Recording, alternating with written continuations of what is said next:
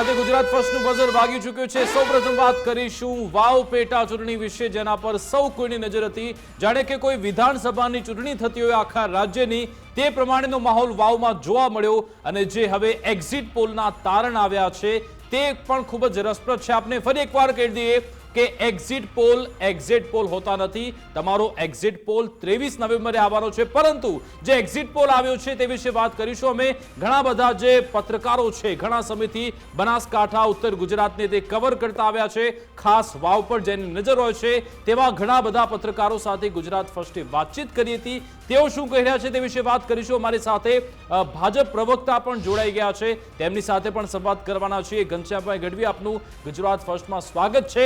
આપની પાસે આવું તે પહેલા આપણે પત્રકારોનું પોલ આખરે જોઈ લઈએ, કારણ કે જે પત્રકારોનું પોલ આવ્યો છે તેમાં કાંટાની ટક્કર નિશ્ચિત જોવા મળી છે। મુફદ્દલ, આપણે લગભગ 8 જેટલા પત્રકારો સાથે વાતચીત કરી, તેમાં શું તારણ આવ્યા? સૌથી રસપ્રદ બાબત એ જોવા મળી વિકાસ કે કોઈ એક નામ ખોખારો ખાઈને પત્રકારો નથી બોલી શકતા। બધાએ જ્યારે કોઈ એક નામ બોલવાની વાત કરી ત્યારે અલગ અલગ ફેક્ટરો મૂક્યા, અને એમાં સૌથી મોટું ફેક્ટર એમણે માવજીભાઈ પટેલ ગણાવ્યું। એમણે કહ્યું કે જે પણ પરિણામ આવશે એમાં એક વ્યક્તિને બિલકુલ નજરઅંદાજ ન કરી શકાય, એ વ્યક્તિ છે માવજીભાઈ પટેલ। વાવની પેટા ચૂંટણીમાં સૌથી મોટું ફેક્ટર માવજીભાઈ પટેલ બનશે, આવું સ્થાનિક પત્રકારો કહી રહ્યા છે। અમે 8 પત્રકારોને જોડ્યા। જો કે અહીંયા સૌથી અગત્યની બાબત એ છે કે 8 પૈકી 4 પત્રકારો કહી રહ્યા છે કે વાવની ચૂંટણીમાં બાજીગર બનશે ભાજપના ઉમેદવાર। પણ આ જે સરસાઈ છે એ ખૂબ જ પાતળી છે વિકાસ।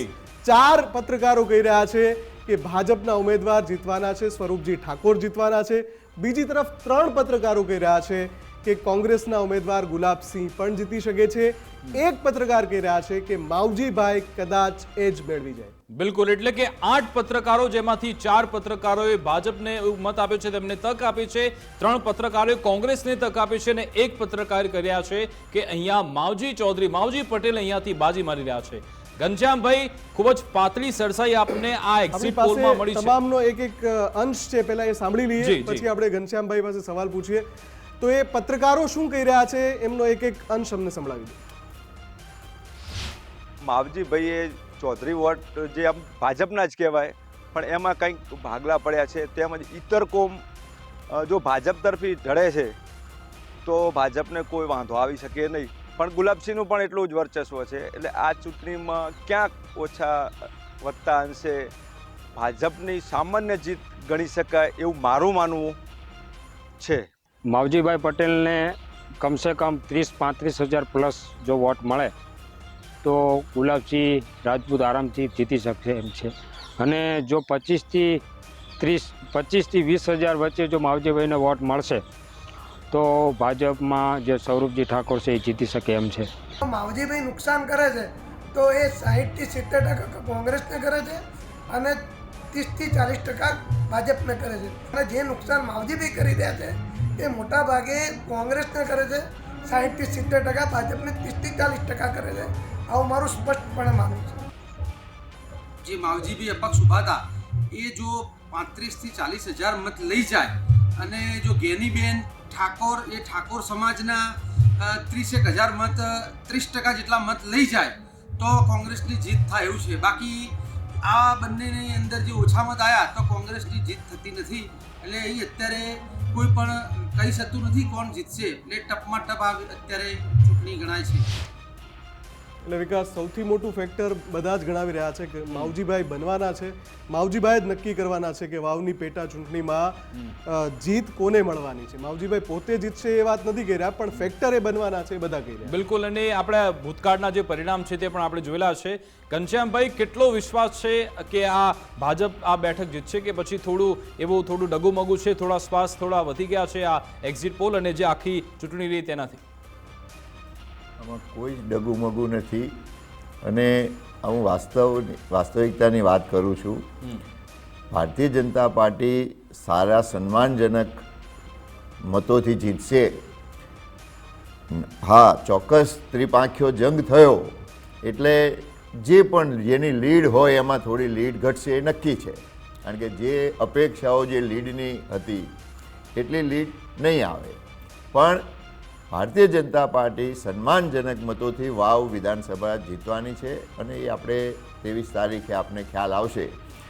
ગુજરાતમાં અને રાષ્ટ્રમાં જે ભારતીય જનતા પાર્ટીએ કામ કર્યું છે, ગુજરાતમાં છેલ્લે ગઈ વિધાનસભામાં 156 સીટો મળ્યા, 157 સીટો મળ્યા પછી બીજી જે 4 વિધાનસભાનું લોકસભા સાથે બાયપોલ થયું હતું, એ 4 સીટો ઉપર ભારતીય જનતા પાર્ટી ખૂબ જ સારા મતોથી જીતી છે અને ગુજરાતની જનતા ભારતીય જનતા પાર્ટીને જે રીતે મતો આપે છે અને જે કામગીરી છે એના આધારે મતો આપે છે, એટલા માટે ભારતીય જનતા પાર્ટીને એની કરેલી કામગીરીના આધારે મતો મળવાના છે અને વાવની સીટ એ 100% ભારતીય જનતા પાર્ટી જીતવાની છે, એમાં કોઈ બે મત નથી. ઘનશ્યામભાઈ, તમે એક શબ્દ વાપર્યો કે જે અપેક્ષા હતી એટલા કદાચ એટલી સરસાઈ નહીં મળે, તો એ સરસાઈ કોણ કાપવાનું છે? માવજીભાઈ કાપવાના છે, ગેનીબેન કાપવાના છે, કોણ કાપવાનું છે? ફેક્ટર કયું? ત્રિપાંખિયા જંગમાં મતો વહેંચાવાના. હવે મતો બધી બાજુ વહેંચાય એટલે સ્વાભાવિક છે કે માવજીભાઈ અપક્ષ ઉમેદવાર છે, એમનો સમાજ પણ ત્યાં મતદારો છે એમના સમાજના, એટલે થોડીક સમાજની ક્યાંક ને ક્યાંક લાગણી કોઈ વ્યક્તિ સાથે જોડાયેલી હોય તો એ માવજીભાઈ મતો લે એ બંને તરફી બંનેના મતો કપાવાના છે. ભાજપ અને કોંગ્રેસ બંનેના મતોમાંથી એ ગાબડું પાડશે. એટલે જે લીડ પહેલાં ભારતીય જનતા પાર્ટીને ખૂબ જ સારી વધારે લીડ મળત, પણ 3 પક્ષો જ્યારે 3 પાર્ટી એટલે અપક્ષ સાથે 3 લડતા હોય ત્યારે સ્વાભાવિક છે કે એમાં એ લીડ ઓછી થાય.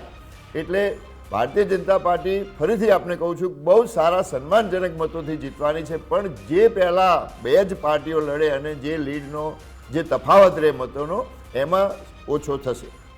બિલકુલ, એટલે કે અહીંયા પત્રકારોના મતે તો અહીંયા ભાજપ તરફી એક લીડ જોવા મળી છે, ભલે પાતળી સડસાયોને કારણ કે આ ફાઇટ ખૂબ જ જોરદાર છે, જોરદાર ટક્કરે 3 ઉમેદવાર આપી છે, એટલા માટે જ આટલી પાતળી સડસાય છે. પરંતુ જનતા જનાર્દન નક્કી કરતી હોય છે કે આખરે વાવથી ગાંધીનગર કોણ પહોંચવાનું છે, એટલા માટે જ ગુજરાત ફર્સ્ટના જે દર્શકો છે તેમની પાસેથી પણ આપણે મત મેળવ્યો અને જે મત આવ્યો તેમાં પણ ખૂબ જ રસપ્રદ એમની પણ પ્રતિક્રિયા બાકી છે, એ પણ સાંભળી લઈએ કે પછી એ શું કહી રહ્યા છે. દર્શકોનો એ પછી આપણે દર્શકોવાળા રિઝલ્ટ પર જઈએ. ચૌધરી સમાજના 10,000થી વધારે જો ભાજપમાં મત પડ્યા હોય તો સ્વરૂપજી ઠાકોર એટલે કે ભાજપ પણ જીતી શકે છે. પણ અહીંયા વાત છે ઠાકોર સમાજના કેટલા મત પરિવર્તિત કોંગ્રેસમાં થયા, તો જો 20,000થી 25,000 આજુબાજુ જો ઠાકોર સમાજના મત જે છે એ જો કોંગ્રેસમાં પડ્યા હોય તો ગુલાબસિંહ રાજપૂત પણ ચોક્કસથી અહીંયા બાજી મારે છે. અને અપક્ષની વાત રહી તો મારું એવું માનવું છે કે મેં જે ગણિતના આંકડા મેળવ્યા છે તો માવજીભાઈ પટેલ છે 45,000થી 50,000 જેટલા મત લઈ જાય છે.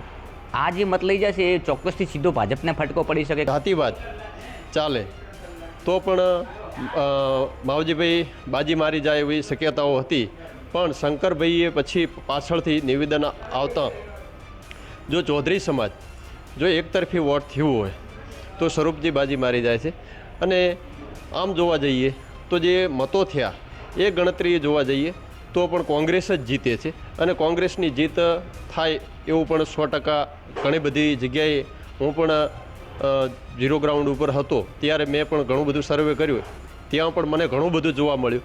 તો કોંગ્રેસની જીત થાય છે, પણ બહુમતીથી નહીં પણ સામાન્ય મતોથી કોંગ્રેસની જીત થાય એવું લાગી રહ્યું છે. અપક્ષમાંથી માવજીભાઈ પટેલે ઉમેદવારી નોંધાવી, તેના પછી ચૂંટણી આખી ત્રિપક્ષીય જંગ બની ગઈ હતી, જેમાં કોંગ્રેસ, ભાજપ અને અપક્ષ દ્વારા એડી ચોટીનું જોર લગાવી પ્રચાર કર્યો હતો અને છેલ્લા સુધી કોઈ પરિણામ નક્કી નહોતું થતું કેવી રીતના શું છે એમ. પણ છેલ્લે ચૌધરી સમાજમાંથી અમુક ટકા વોટ જવાના કારણે જો સ્વરૂપજી જીતે તો સ્વરૂપજીની જીત લાગી રહી છે. અત્યારે તો બીજેપી છે તેની પાસે સંગઠનનું માળખું તેમજ એનું માઇક્રો પ્લાનિંગ પણ જબરજસ્ત હોય છે. ચૂંટણી દરમિયાન અને દરેક પેજ પ્રમુખો એ લોકોનું પણ કામકાજ એટલું જ હોય છે. છેલ્લે જે આમાં મતદાન થયું તેમાં કેટલાક બૂથ ઉપર લાંબી લાઈનો જોવા મળી હતી, એના કારણે છેલ્લે મતદાન થોડું વધ્યું પણ હતું. એટલે એવું લાગે છે કે કદાચ આ બેઠક ઉપર ભાજપને ફાયદો થાય એવું લાગે છે.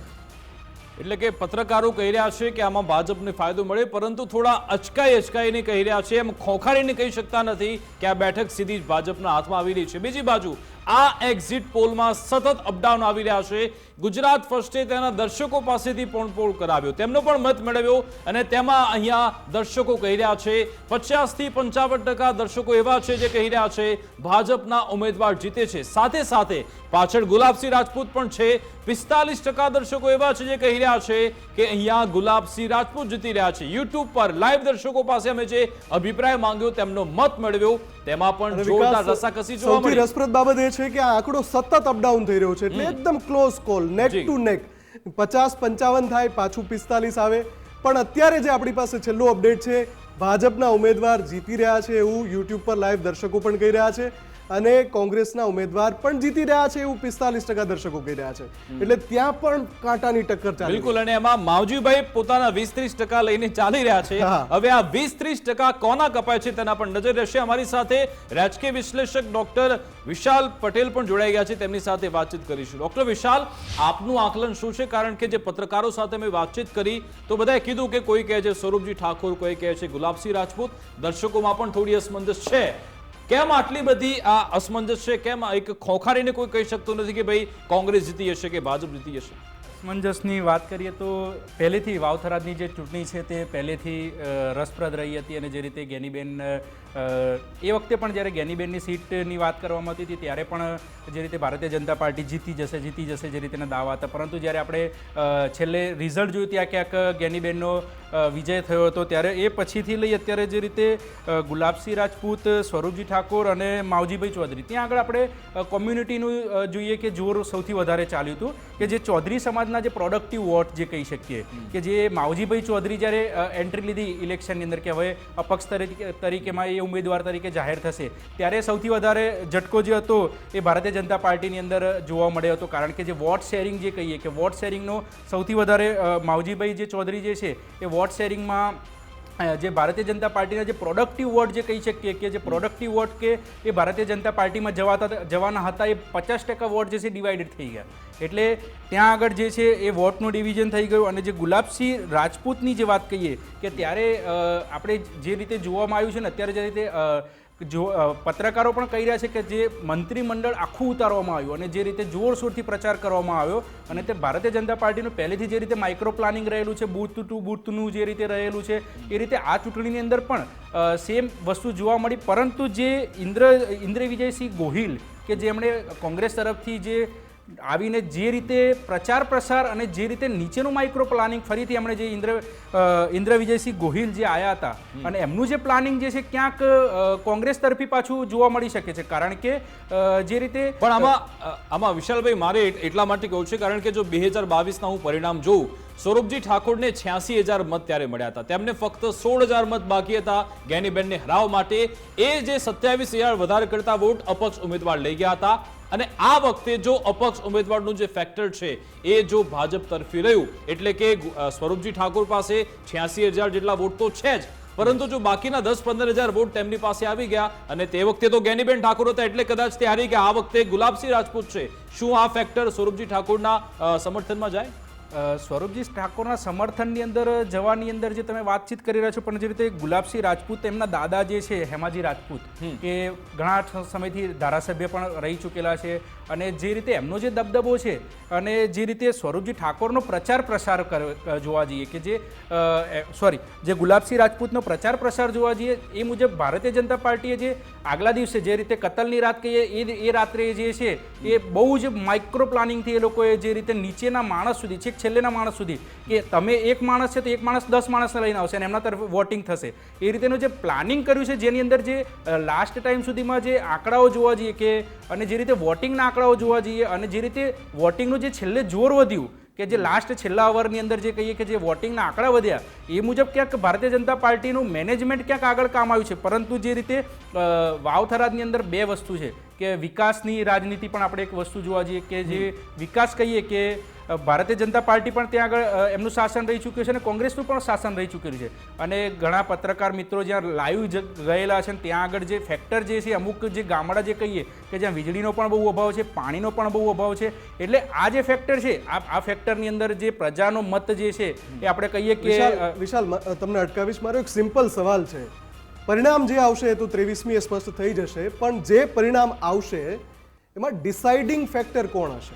ડિસાઇડિંગ ફેક્ટરની વાત કરવા જઈએ કે ભારતીય જનતા પાર્ટીનું ક્યાંક જોર આની અંદર સૌથી વધારે જોવા મળશે, કારણ કે જે રીતે માવજીભાઈ ચૌધરીના 50% જે વોટિંગ છે જે ચૌધરી સમાજના, કે જે આપણે શંકરસિંહ ચૌધરીની વાત કરીએ, શંકરસિંહ ચૌધરીના જે પ્રોડક્ટિવ વોટ જે છે એ ભારતીય જનતા પાર્ટીની અંદર જ જવાના છે. એટલે સ્વરૂપજી ઠાકોર જે છે અને જે ઠાકોર સમાજના જે ટોટલી જે વોટ શેરિંગ જે છે એ પણ જે ભારતીય જનતા પાર્ટીની અંદર જશે. એટલે ક્યાંક અત્યારે જે દેખાઈ રહ્યું છે એ મુજબ ભારતીય જનતા પાર્ટીનું ક્યાંક પલ્લું આની અંદર થોડું ભારે જોવા મળી શકે છે. અત્યારે પલડું ભાજપનું ભારે લાગેલું છે, પરંતુ અસલી નિર્ણય તમે કર્યો છે. 23 નવેમ્બરના રોજ આપણે બતાવીશું કે વાવમાં તમે શું પરિણામ નક્કી કર્યું છે. હવે આગળ વધીએ. ગુજરાતથી આપણા પાડોશી રાજ્યમાં મહારાષ્ટ્રની પણ વાત કરવી એટલા માટે જરૂરી છે કારણ કે મહારાષ્ટ્રમાં આજે મતદાન પૂર્ણ થયું છે અને 23 નવેમ્બરે અહીંયા પણ પરિણામ આવવાના છે. તેવામાં મહારાષ્ટ્રના એક્ઝિટ પોલ શું કહી રહ્યા છે તે પણ હવે જાણવાનો પ્રયત્ન કરીશું. મહારાષ્ટ્રમાં આપણે જોયું કે એનસીપી બે ફાટ થઈ ગઈ, અહીંયા શિવસેના બે ફાટ થઈ ગઈ. છેલ્લા 5 વર્ષમાં અહીંયા 3 મુખ્યમંત્રી જોયા. આપણે પહેલા જોયું કે અહીંયા ઉદ્ધવ ઠાકરે આવ્યા, દેવેન્દ્ર ફડણવીસ ફક્ત 2 દિવસ માટે આવ્યા હતા અને પછી આવ્યા એકનાથ શિંદે અને ત્યારબાદ આ ચૂંટણી થઈ છે. છેલ્લી લોકસભા ચૂંટણી પણ થઈ, જો કે તેમાં મહાવિકાસ અઘાડીનું પલડું ભારે હતું. પરંતુ હવે એક્ઝિટ પોલ કહી રહ્યા છે કે અહીંયા મહાયુતિ એટલે કે એનડીએની સરકાર બનવા જઈ રહી છે. જી હા, એટલે કે અત્યારે જે સરકાર ચાલી રહી છે તેને રિપીટેશન મળી રહ્યું છે. આખા પોલ ઓફ પોલ્સમાં આપણે જોવા જઈએ મહારાષ્ટ્રમાં જ્યારે લોકસભા ચૂંટણીના પરિણામ આવ્યા, ઘણા બધા પોલિટિકલ એનાલિસ્ટને આપણે એવું કહેતા સાંભળ્યા હતા કે મહાયુતિ માટે ડાયસી છે મહારાષ્ટ્ર અને મહાવિકાસ અઘાડી છે એ જોશમાં છે. પણ ધીમે ધીમે જેમ સમય પસાર થયો, ચૂંટણી નજીક આવી અને આજે જ્યારે એક્ઝિટ પોલના આંકડા, મતદાન પૂરું થયું અને એક્ઝિટ પોલના આંકડા આવી રહ્યા છે, પોલ ઓફ પોલ શું કહી રહ્યો છે?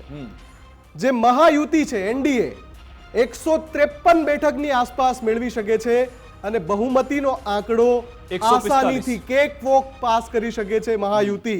એનડીએની સરકાર ફરી એકવાર મહારાષ્ટ્રમાં બની રહી છે, એક્ઝિટ પોલનો આંકડો કહી રહ્યો છે. અને મહાવિકાસ અઘાડી માટે થોડી બેઠકો બાકી રહી જશે. બહુમતીના આંકડાથી લગભગ 125 બેઠકની આસપાસ મહાવિકાસ અઘાડી રહી શકે છે. આ ડેટા આપ જોઈ શકો છો. મેટ્રાઇઝનો ડેટા છે, ચાણક્યનો ડેટા છે, પી માર્કનો ડેટા છે, પોલ ડાયરીનો ડેટા છે. તમામ ડેટામાં એનડીએ આ એક્ઝિટ પોલથી મહાવિકાસ અઘાડી એટલે કે વિપક્ષ માટે ખરાબ સમાચાર એ છે. એક્ઝિટ પોલના આપણે તારણ જોઈએ. ફક્ત એક જ એજન્સી, પી માર્ક નામની એજન્સી છે, તે ફક્ત એક જ એજન્સી મહાવિકાસ અઘાડીને બહુમત કરતા ફક્ત એક બેઠક આગળ આપી રહી છે. બાકી તમામે તમામ જે એજન્સી છે, તમામ એક્ઝિટ પોલના સર્વે અહીંયા એનડીએ એટલે કે મહાયુતિની સરકાર બનાવવા જઈ રહી છે. પરંતુ સૌથી મોટો સવાલ એ છે કે આ ચૂંટણીમાં કોઈ કરી શક્યું નથી કે ભાઈ કોણ કોની સાથે છે, કોણ કોની સામે છે. કારણ કે અજીત પવાર મુખ્ય ફેક્ટર એટલા માટે કારણ કે તે એટલી રસપ્રદ રીતે અહીંયા ચૂંટણી લડ્યા છે, ખબર જ ના પડે કે તે ભાજપ તરફી છે કે પછી વિપક્ષ તરફી. કારણ કે તે જાણે કે શરદ પવાર સાથે રહીને ચૂંટણી લડતા હોય તેવું લાગ્યું. કારણ કે છેક સુધી નવાબ મલિકને ટિકિટ ન આપવી જોઈએ તે ભાજપે કહ્યું હતું, છતાં પણ 2:55 વાગે 3 વાગે ફોર્મ ભરવાની ડેટ ક્લોઝ થતી હતી. 2:55 વાગે નવાબ મલિકને ટિકિટ આપી દીધી, તેમની પુત્રીને પણ ટિકિટ આપી. બટેંગે તો કટેંગે આ સૂત્રને પણ અજીત પવારે નકાર્યું હતું. સાથે સાથે મુખ્યમંત્રી કોણ હશે તેને લઈને પણ ખૂબ જ અસમંજસ છે. એટલે કે આ એક્ઝિટ પોલ તો કહી રહ્યા છે મહાયુતિની સરકાર બનવા જઈ રહી છે, પરંતુ પરિણામ બાદ પર કોઈ ચિત્ર બદલાઈ શકે છે. ઘનશ્યામભાઈને પૂછી લઈએ. ઘનશ્યામભાઈ શું કહે છે? ઘનશ્યામભાઈ, તમારા માટે બંને રાજ્યોમાંથી exit poll, poll of polls સારા સમાચાર લઈને આવી રહ્યો છે. ઝારખંડમાં સરકાર પરિવર્તન થઈ રહી છે એની વાત કરીશું, પણ પહેલા મહારાષ્ટ્રની વાત કરીએ. મહારાષ્ટ્રમાં તમામ એક્ઝિટ પોલ ક્યાંય કોઈ મિનમેક નથી, કહી રહ્યા છે કે એનડીએ જ ફરી સરકાર બનાવશે. અમે તો પહેલાંથી જ એક્ઝિટ પોલ તો અત્યારે આવ્યા, અમે પહેલાંથી જ માની રહ્યા છીએ કે જે રીતે દેશમાં અને રાજ્યોમાં ભારતીય જનતા પાર્ટી કામગીરી કરી રહી છે, 25 વર્ષ પછી ઓરિસ્સામાં ભારતીય જનતા પાર્ટીની સરકાર બની. હરિયાણામાં લોકો એક્ઝિટ પોલ ગમે તે કહેતા હોય, પણ અમને 100% ખાતરી હતી કે ત્યાં પણ હિસ્ટ્રી બનશે, ઇતિહાસ બન્યો, બીજી વખત સરકાર બની. એ જ રીતે મહારાષ્ટ્ર અને ઝારખંડમાં હું તો આમાં જે બતાવે છે એક્ઝિટ પોલમાં એના કરતાં પણ વધારે સીટો આવશે એવી મને પૂરેપૂરી ખાતરી છે. મહારાષ્ટ્રમાં 180+ થઈ જશે અને ઝારખંડમાં 55+ એટલે 60ની આજુબાજુની જે સીટો આવશે એ બંને જગ્યાએ એનડીએ સારી રીતે જીતશે એટલા માટે કે ત્યાં ઉદ્ધવ ઠાકરે હોય, શરદ પવાર હોય કે કોંગ્રેસ હોય, એને લોકોએ નકાર્યા છે. શિંદેની મુખ્યમંત્રીપણામાં જે પણ કામગીરી કરવામાં આવી ત્યાં એને લોકોએ એમને સ્વીકારી લીધા. ચલો માની લીધું એક્ઝિટ પોલ પણ તમારી સરકાર બનાવે છે, પરંતુ મુખ્યમંત્રી કોણ છે? તમે ઘણા સમયથી મોટા ભાઈ બનવાની તૈયારી કરો છો, પરંતુ તમને બનવા દેવામાં નથી આવતા. એકનાથ શિંદેને મુખ્યમંત્રી બનાવવા પડ્યા અને દેવેન્દ્ર ફડણવીસને તો નાયબ મુખ્યમંત્રી પદનું પદ પણ નહોતું જોઈતું, છતાં પણ તેમને ત્યાં બેસાડવામાં આવ્યા. અને હવે મુખ્યમંત્રી કોણ હશે? ભાજપના હશે કે પછી શિવસેના? મુખ્યમંત્રી ત્રણેય પક્ષના સાથે મળીને નક્કી કરશે. કોઈ એક પક્ષ મુખ્યમંત્રી નક્કી કરવાનું નથી. એટલે ત્રણેય પક્ષમાંથી સાથે મળીને સર્વાનુમતે મુખ્યમંત્રી નક્કી થશે. એટલે આમ તો ભાજપ એવી સ્ટ્રેટેજી સાથે હંમેશા વિપક્ષ પર પ્રહાર કરે છે કે ભાઈ અમે તો અમારો કેપ્ટન જાહેર કરી નાખીએ છીએ, આ વખતે અહીંયા કેપ્ટન જાહેર કરવામાં ના આવ્યો. ડોક્ટર વિશાલ, આપનું આકલન શું છે કે જે એક્ઝિટ પોલ આવ્યા છે સાચી દિશા બતાવી રહ્યા છે પરિણામ માટેના, કે પછી આમાં પણ ઉલટફેર આવશે? ઉલટફેરની અંદર બહુ જે એક્ઝિટ પોલના આંકડા છે તેની અંદર બહુ સીટોની અંદર ક્યાંય વધારે આગુ પાછું નહીં થાય, પણ મહાયુતિની અંદર 155થી 160ની સીટોની આજુબાજુ આવવાની શક્યતા ખરી છે. જેની અંદર 2-3 ફેક્ટર આપણે કહી શકીએ કે જે ખેડૂતોની આત્મહત્યા, જે બહુ મોટો ટોપિક રહ્યો હતો, કે જે ખેડૂતોને જે વાયદા કરવામાં આવેલા પણ ખેડૂતોની જે જાતે આત્મહત્યા કરી હતી, કે જે લોકો પાકના કારણે, કેમ કે જે ત્યાં આગળ કપાસ અને સોયાબીનનો પાકનું ફેક્ટર પણ રહ્યું હતું. પરંતુ જ્યારે ભારતીય જનતા પાર્ટીને લાડલી બેનની યોજના જે છે, આસામથી એમપી આવ્યા અને એમપીથી પછી લાડલી બેનની યોજના જે છે એ મહારાષ્ટ્રની અંદર જે જોર બહુ વધારે પકડ્યું, કારણ કે 2-3 જે નારા હતા એ નારાના કારણે ઇલેક્શનની અંદર જોર વધારે થયું, જે તરફી ભારતીય જનતા પાર્ટી તરફી વોટિંગ અને ભારતીય જનતા પાર્ટીનું જોર વધી ગયું હતું. જેની અંદર લાડલી બેનની અંદર 1500થી 2100 રૂપિયા જે બહેનોને આપવાના હતા. એ રીતે આ 2-3 જે ફેક્ટર છે કે જે બીજેપી તરફી કામ કરી ગયું છે. પરંતુ જે રાતોરાત 2-3 ન્યૂઝ પણ એવા આવ્યા છે કે જે ગઈકાલ રાતની વાત કરીએ કે જે પૈસાની વહેંચણી જે છે, એટલે ક્યાંક ને ક્યાંક યસ, એટલે લોકશાહીની અંદર આપણે વાત કરીએ કે લોકશાહીની અંદર આ વસ્તુ ન થવી જોઈએ. પરંતુ દર્શક મિત્રોને એ પણ જણાવી દઉં વિનોદ તાવડેની વાત થઈ એટલા માટે, કારણ કે 3 થી 4 દિવસ પહેલા વિનોદ તાવડે એવું નિવેદન આપ્યું હતું કે આ વખતે તો કોઈ નવા ધારાસભ્ય મુખ્યમંત્રી બનવાના છે, ને 3 દિવસ બાદ આખો આ કાંડ સર્જાઈ ગયો. એકનાથ શિંદે પણ કહ્યું કે જે પણ મુખ્યમંત્રી બને તે મને મંજૂર છે, પરંતુ અમિત શાહે એક મંચ પરથી નિવેદન આપ્યું હતું કે અત્યારે ભલે એકનાથ શિંદે મુખ્યમંત્રી હોય, પરંતુ આપણે પછી નક્કી કરીશું કે કોણ મુખ્યમંત્રી બનવા છે. પરંતુ સવાલ મોટો એ જ છે કે ભલે જે પણ પરિણામ આવે, કારણ કે 2019માં પણ ગઈ વખતે પરિણામ તો એવા જ આવ્યા હતા કે ભાઈ ભાજપ અને શિવસેના સરકાર બનાવી રહી છે, પરંતુ સરકાર બની હતી મહાવિકાસ અઘાડીની, કારણ કે આ મહારાષ્ટ્ર છે, તેમાં કોઈ પણ ફેરબદલ આવી શકે છે. હવે વાત કરીએ ઝારખંડ વિશે. ઝારખંડના એક્ઝિટ પોલ શું કહી રહ્યા છે તે પણ જાણીએ. અત્યારે અહીંયા હેમંત સોરેન મુખ્યમંત્રી છે, જેમ એમની સરકાર ચાલી રહી છે ગઠબંધનની, તેવામાં આખરે સર્વે શું કહી રહ્યો છે? ઝારખંડમાં પણ એનડીએ માટે, ભાજપ માટે સારા સમાચાર એટલા માટે કારણ કે અહીંયા પણ બહુમતી મળી રહી છે. મેટ્રિક્સનો સર્વે કહી રહ્યો છે ઝારખંડમાં એનડીએની સરકાર, ઇન્ડિયા ગઠબંધનને 39 બેઠકો મળી રહી છે. મુફદ્દલ, એટલે જે પોલ ઓફ પોલ્સનો ડેટા છે એમાં બહુ ઇન્ટરેસ્ટિંગ બાબત એ છે કે એનડીએ બહુમતી મેળવી જરૂરથી રહી છે, પણ સામે જો આપણે કોંગ્રેસ અને સાથી પક્ષો જોવા જઈએ તો એ પણ 38 આજુબાજુ છે. એટલે લગોલગ છે, પણ ઘણા બધા એક્ઝિટ પોલ છે જે કહી રહ્યા છે કે એનડીએ જીતશે. ખાલી એક્સિસમાં ઇન્ડિયાનો એક ઇન્ટરેસ્ટિંગ એક્ઝિટ પોલ છે, એ કહી રહ્યું છે કે એનડીએને 25 બેઠકો અને ઇન્ડિયા ગઠબંધનને 53 બેઠકો મળશે. બાકીના બધા જ દૈનિક ભાસ્કર, મેટ્રાઇઝ, પી માર્ક, પીપલ્સ પ્લસ, ટાઈમ્સ નાવ, આ બધા જ કહી રહ્યા છે કે ઝારખંડમાં એનડીએની સરકાર બનશે. ઘનશ્યામભાઈ, મારો સવાલ એ છે કે ઝારખંડમાં જામુમોને ઝાકારો જનતા આપવાની છે કે પછી તમારું ચંપાઈ સોરેનવાળું કાર્ડ ચાલી ગયું? એ મુખ્યમંત્રીઓએ ગરીબ પ્રજાને લૂંટી હોય ત્યાંના, અને આટલા બધા ભ્રષ્ટાચાર કર્યા હોય, અને ત્યાંની આદિવાસી ગરીબ પ્રજા હવે જેને લૂંટી હોય એ કઈ રીતે ફરીથી લોકો એને મત આપે? એટલે 100% ભારતીય જનતા પાર્ટીની સરકાર ત્યાં બનવાની જ છે, કારણ કે આટલા બધા કરપ્શનના જેમની ઉપર આરોપો હોય, એમના અંદર એમને એકબીજા ઉપર વિશ્વાસ ના હોય. ચંપાઈ સોરેનની સાથે જે રીતે વ્યવહાર કરવામાં આવ્યો હતો એ વ્યવહારના કારણે પણ એના ત્યાંની પ્રજા એના લોકો સમજ્યા કે જે મુખ્યમંત્રી રહ્યા હોય એની સાથે જો આટલો બધો ખરાબ વ્યવહાર કરવામાં આવે તો એ હેમંત સોરેનને પ્રજા કોઈ સંજોગોમાં ત્યાંના લોકો મત ના આપે. એટલે એ તો પહેલાં આમે એની એન્ટી ઇન્કમ્બન્સી ખૂબ જ છે ત્યાં, એના વિરોધનું વાતાવરણ પહેલાંથી જ હતું. અને ભારતીય જનતા પાર્ટીએ જે રીતે ત્યાં કામ કર્યું, ભારતીય જનતા પાર્ટીના કાર્યકરો, ભારતીય જનતા પાર્ટીના આગેવાનો સતત ત્યાં રહીને જે મેનેજમેન્ટ, જે પ્રજાને એમની વાત ગળે ઉતારાઈ છે, એટલે એ તો એકદમ ક્લીન સ્વીપ થવાનું છે ત્યાં. એમાં બહુ સારા બહુમતીથી ત્યાં ભારતીય જનતા પાર્ટીની સરકાર ઝારખંડમાં બનવાની છે. બિલકુલ. ડોક્ટર વિશાલ, આપનું શું આકલન છે કે શું આ ઘૂસણખોરોનો મુદ્દો, બાંગ્લાદેશીનો મુદ્દો, આદિવાસીનો મુદ્દો પણ જોરશોરથી ઉઠાવવામાં આવ્યો? ભ્રષ્ટાચારીઓ છે, કારણ કે અહીંયા અમિત શાહ સતત પ્રચાર એ કરતા હતા કે રાહુલ ગાંધી અને હેમંત સોરેન પોતાના જે વ્યક્તિઓ છે તેમને કરોડપતિ બનાવે છે અને પ્રધાનમંત્રી મોદી મહિલાઓને લખપતિ બનાવે છે. આ બધા મુદ્દા પણ શું ચાલ્યા? આ બધા મુદ્દાની અંદર જે તમે કીધું કે આદિવાસી ફેક્ટર, કે જે આદિવાસી ત્યાં આગળ સૌથી વધારે છે, અને જે રીતે સેમ વસ્તુ છે કે ત્યાં આગળ પણ જે વિકાસ કહીએ કે જે રીતે અત્યાર સુધીમાં જે લોકો એક્સપેક્ટ કરતા હતા એ એમને મળ્યું નથી. અને જે રીતે અત્યારે એક્ઝિટ પોલના આંકડા બતાવી રહ્યા છે કે 40 થી 45 છે એ ક્યાંક 2-3 સીટો ઓછી થાય અને કોંગ્રેસની અંદર 2-4 સીટો ક્યાંક વધારો થઈ શકે છે. પરંતુ જે રીતે અત્યારની પરિસ્થિતિ અને જે રીતે અત્યારનું વાતાવરણ જે છે ત્યાં આગળ અને લોકોનો જનતાનો માહોલ છે, જે રીતે એક્ઝિટ પોલના આંકડા છે તે કમ્પ્લીટ મેચ થતા હોય, પરંતુ ક્યાંક જે જોવા જઈએ કે જે અમુક પ્રોડક્ટિવ વોટો જે છે અને પ્રોડક્ટિવ એમની જે સીટો જે છે એની અંદર કોંગ્રેસ ક્યાંક બાજી મારી જશે. ભારતીય જનતા પાર્ટીને 100% જે ગઈ વખત કરતાં આ વખતે જે સીટની માર્જિન છે કે જે સીટમાં વધારો અને વોટ શેરની અંદર જે ભારતીય જનતા પાર્ટીને 100% આ વખતે પ્રોડક્ટિવ મળવાનું જ છે.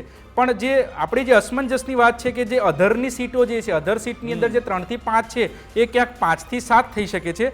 અને જે 45 થી 50 સીટોની જે આપણે વાતચીત કરી રહ્યા છે એ ક્યાંક 42 થી 45 આપણે કરી શકીએ કે જે કોંગ્રેસ અથવા અન્યના ફાળે વધી શકે છે. એટલે કે સત્તાની ચાવી કદાચ અપક્ષ પાસે પણ આવી શકે છે તેવું આપનું આંકલન છે. જે પ્રમાણે હરિયાણામાં ચોટાલા પાસે સત્તાની ચાવી હતી અને પછી સરકાર પછી આગળ જઈને ગબડી પણ ગઈ હતી, પરંતુ આ એક્ઝિટ પોલ છે, એક્ઝિટ પોલ નહીં. આભાર અમારી સાથે આ બંનેનો જોડાવા બદલ, ચર્ચા કરવા બદલ. તો મુફદ્દલ, કુલ મળીને આજના જે એક્ઝિટ પોલ છે તે ગુજરાતના વાવની બેઠક હોય કે પછી મહારાષ્ટ્ર અને ઝારખંડ, એનડીએ ભાજપ માટે આ સારા સમાચાર બતાવી રહ્યા છે. બિલકુલ. એટલે પરિણામો સ્પષ્ટ કરશે કે આ વખતે એક્ઝિટ પોલનું શું થવાનું છે. કેમ કે લોકસભા ચૂંટણી વખતે જોયું હતું કે ઘણા બધા એક્ઝિટ પોલ ધરાશાયી થઈ ગયા હતા, એ ધરાશાયી થઈ ગયા હતા. પણ આ વખતે શું થવાનું છે એ જોવાનું રહેશે. 23મી નવેમ્બરે વહેલી સવારે 7 વાગ્યાથી ગુજરાત ફર્સ્ટ પર તમામ અપડેટ્સ, વાવની પેટા ચૂંટણીનું પરિણામ હોય, મહારાષ્ટ્રની ચૂંટણીનું પરિણામ હોય કે ઝારખંડની ચૂંટણીનું પરિણામ હોય, તમામ અપડેટ્સ લગાતાર એક પોઈન્ટ સાથે A to Z બતાવીશું. એટલે એક મતની કઈ રીતે આગળ પાછળ થઈ રહ્યા છે, તમામ રસપ્રદ જે ગણતરી છે, જેવી રીતે લોકસભા ચૂંટણીના પરિણામમાં બતાવી હતી એવી રીતે પણ આમાં બતાવીશું. આપ જોડાયેલો હો મારી સાથે. નમસ્કાર.